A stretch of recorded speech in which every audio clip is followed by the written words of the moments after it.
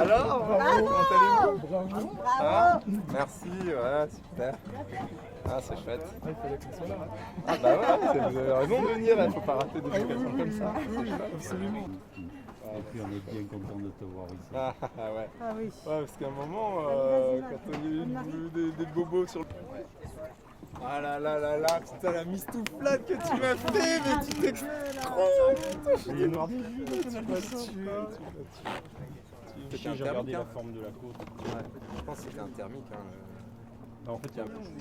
Bah Tu t'arrivais pas à compter en comme moi. bâbord, j'étais au fond. Mais on n'avait pas le même vent, c'était cisaillé quoi.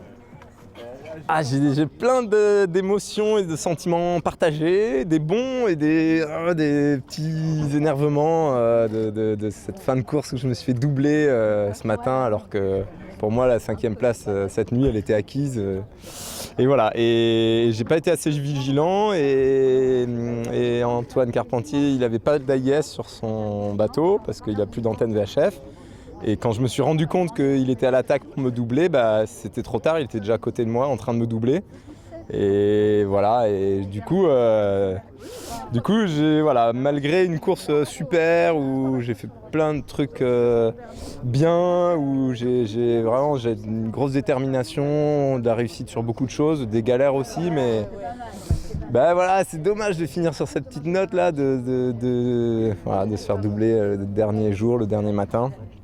Voilà, juste par un défaut de vigilance en fait, tout bête quoi, stupide. Mais voilà, mais c'est chouette, hein, première route du Rhum, 5e transatlantique. Ouais, c'est toujours quelque chose hein, de traverser l'Atlantique, c'est pas rien. Et puis ouais, j'étais bien en phase avec mon bateau, j'ai eu quelques petits soucis à droite à gauche, une girouette qui a pété dès le 2e jour de course. Donc pendant la moitié de la course, j'ai pas eu de girouette. Après j'ai réussi quand le temps s'est calmé à monter au mât et remettre une 2e girouette, une nouvelle. Donc pour la fin de la course c'était bon. Puis après j'ai eu un peu des soucis de structure parce que dans les fronts, dans les dépressions là, ça a tapé fort et les bateaux là sont très sollicités. J'ai eu 2-3 petits soucis donc ça m'a retardé un peu, ça m'a demandé de m'arrêter pour faire des réparations. Puis après j'y suis allé un peu piano au début pour voir, ça tient, ça va.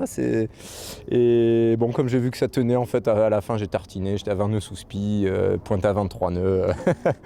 Voilà donc finalement bon, bah, le bateau a bien tenu jusqu'au bout donc ça c'est chouette et j'ai pas eu plus de galères que ça. Et voilà, et non, une belle course avec beaucoup de détermination, beaucoup d'envie de bien faire et ouais, une satisfaction d'arriver ici. En 15 jours, c'était une course rapide. Et c'était une course humide aussi parce qu'on a eu la moitié de la course jusqu'après les Açores au pré. Face aux vagues, ça tapait, ça mouillait, ça bougeait, ça penchait, trempé. Et là, moi je me disais, une transat, après on va partir dans les alizés, tranquille, 15 nœuds, sous spi, pouvoir se faire bronzer un petit peu. Pas du tout. Non. Après, c'était 25 nœuds tout le temps, une mer démontée de 3, 4, 5 mètres de creux. Et là, le bateau qui plantait dans chaque vague et des gros geysers d'eau. Et donc, tout le reste de la course, même la 2e partie de la course au portant, ça a été trempé tout le temps. Dès que je sortais un peu le nez dehors, je me prenais une vague en pleine gueule. À l'intérieur, trempé, impossible de faire sécher les affaires. Donc voilà, c'était un peu l'ambiance à bord du bateau. Ça sent un peu la chaussette dans le bateau. Mais voilà, non, mais ça a bien marché quand même cette transat. Ouais, tout à fait, carrément, c'était vraiment chouette. Un gros match là les premiers jours. Après, c'est vrai que moi j'ai vu partir Johan qui était un petit cran au-dessus. Donc c'est dur moralement là quand tu es là pour la gagne, pour le podium et que tu vois que tu en as un qui est un peu un cran au-dessus et que t'as beau te donner tout ce que t'arrives pas à suivre. Ça c'est un peu dur quoi, moralement c'est un peu dur, mais il y a eu vraiment un beau match ouais, avec Corentin, avec Johan, avec Ambrogio, avec Luc, avec Antoine. Super match, ouais, c'est vraiment de la régate du feu de Dieu, de la régate océanique comme j'aime quoi, c'est vraiment ce que je préfère. Et en solitaire aussi je kiffe bien ça, c'est vraiment...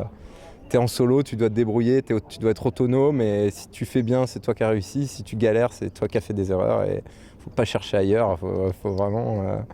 Donc non, ça j'ai beaucoup aimé. Et ouais, je me suis senti dans le match avec des phases un peu moins bien et des phases bonnes, voire très bonnes, où je remontais, où j'avais une super vitesse. J'ai fait des runs à 18 nœuds sur 1 heure plusieurs fois, donc ouais, une super vitesse de bateau. Voilà, non, une très belle course. Un petit punch. Non, à Tipon, je puis voir tout le monde, ça fait super plaisir, là, l'accueil chaleureux. Enfin, il y a tous les gens de Marfret, il y a les proches, les amis, ouais, c'est chouette de voir du monde. Et puis surtout, je suis cramé parce que cette nuit, il y a quand même eu le dévent de la Guadeloupe à gérer et c'est pas rien, c'est très compliqué. Et j'avais Luc Berry devant moi et je voulais le doubler et j'ai pas dormi de la nuit. Et ce matin, c'était pas plus reposant avec Antoine non plus. Donc en fait, là, je suis cramé. On ne dirait peut-être pas, mais j'ai pas dormi depuis hier après-midi. Et j'ai tout donné cette nuit, j'ai pas arrêté de tout donner. Et quand je croyais que c'était fini, il a fallu en remettre encore une couche. Et j'ai tout donné pour essayer d'empêcher Antoine de passer devant, mais j'ai pas réussi. Il est passé un tout petit peu devant, mais il est passé devant quand même. Voilà, donc je suis bien cramé.